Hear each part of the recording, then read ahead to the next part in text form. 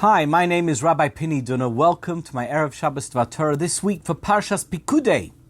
Have you ever been to the opening of a new building? A dedication ceremony? You know what it's like. Lots of lovely speeches predicting the success of the new facility and telling us that it's so great. All feel-good stuff. In Parshat Pekudei, Moshe summarizes all of the labor materials that went into the building of the Mishkan, the tabernacle. It was an incredible achievement. In just 10 weeks, the Jewish nation had put everything together. Totally amazing. Moshe got up and announced that the contributions of gold, silver and copper and all of the other materials which were brought by the Bnei Israel had been more than was needed to build the Mishkan. Can you imagine how exhilarating that felt? But there was one aspect of Moshe Rabbeinu's dedication speech that was really quite depressing. Instead of saying that the Mishkan they had just put together would endure and that it would be the forerunner of the Beis HaMikdash, he began his speech with an ominous sense of doom. Eile Pekudei HaMishkan, Mishkan HaEdus. These are the reckonings of the Mishkan of testimony. That's how Moshe began. The Medrash is bothered by the fact that Moshe repeated the word Mishkan in his opening sentence. Why did he repeat the word Mishkan? He should have just said, these are the reckonings of the Mishkan of testimony. Do you know what the Medrash says? That the word Mishkan is closely related to another Hebrew word, and that word is mashkoin, which means collateral. Do you know why Moshe said a word that hints at collateral? The Medrash says that Moshe was hinting that there would be two temples in Jerusalem that would be taken back by God as collateral because of the sins of the Jewish people. Isn't that astounding? This was the first day of the Mishkan, one of the most exciting days of Jewish history. Why would Moshe Rabbeinu begin his remarks on such a day by saying that one day the Beis HaMikdash is going to be destroyed? How demoralizing! Surely the Jewish people needed a more upbeat message. Or was there a lesson here that Moshe needed to share before the show got on the road? Let me answer by telling you a story. It's a story about a group of Jewish smugglers who lived in a village that straddled the Russian-Polish border in the 19th century. They were a devious, cunning bunch, and they used every method you could think of to smuggle contraband from one side of the border to the other so that they could avoid taxes and make money as a result of the different cost of goods in the two countries. But you know what?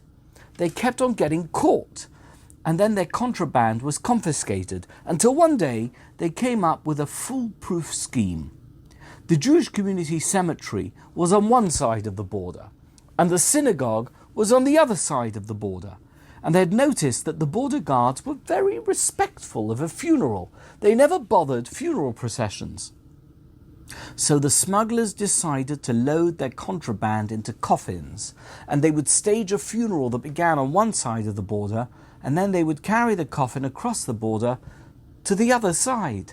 And of course they cried and wept heartily, as one would expect at a funeral. The guards at the border just waved them through, and they even took off their caps and hats as a mark of respect. But as the months went by, and the more fake funerals the smugglers staged, the less crying and weeping there was.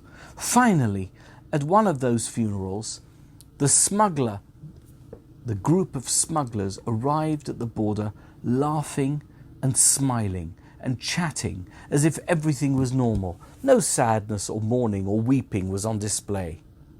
The border guards were a bit taken aback. Hey, excuse me, one of them said. Would you mind opening up the coffin?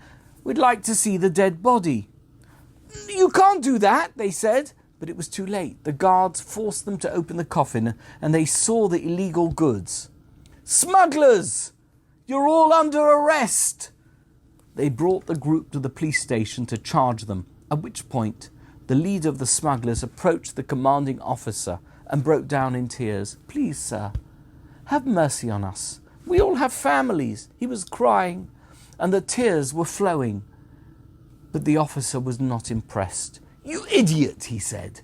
"Now you're crying? If you would have cried when you got to the border, you would be laughing now. But because you laughed then, that's why you're crying now." So now we can understand what Moshe was doing at the beginning of Parshat Pekudei. By injecting a sense of seriousness into the joy of dedication, he was warning the Jewish people that even the greatest gifts are never permanent. You have to be constantly conscious of the dangers that lie ahead, even as you celebrate in joy.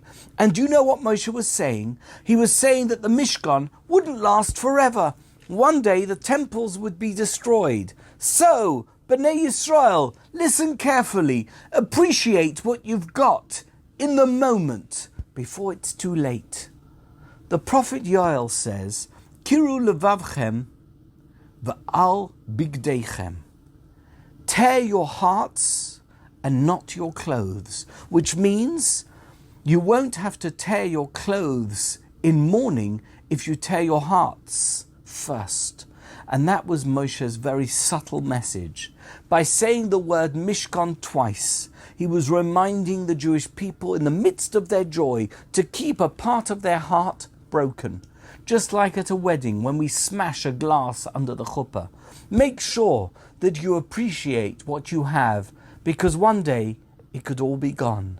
And then your joy will be real. And it will probably last much longer. Misha nichnas adar marbim besimcha.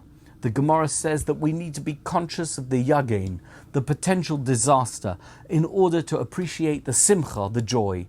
The world isn't a perfect place, and there's plenty to worry about, and lots of things that could go wrong. So let's appreciate every precious second, not even though there's bad stuff around, but because we are super aware of that bad, which brings the good into much sharper focus. That is the truest form of Marbim B'Simcha. Shabbat Shalom, have a joyful Adar, and thank you so much for watching. Good Shabbos, good Shabbos.